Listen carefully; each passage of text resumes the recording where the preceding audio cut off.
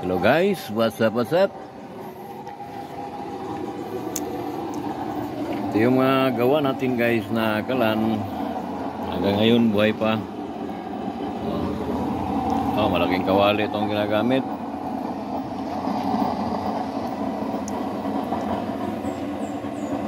Gagamitin to pang ng intestine ng manok para gawing tawag doon, crispy. Titinda nila.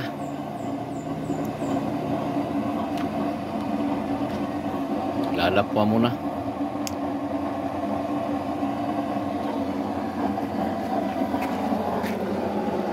Guys, blue na blue yan guys, oh.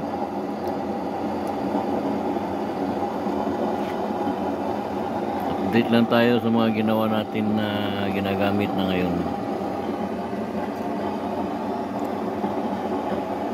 Okay guys, hanggang dito lang muna.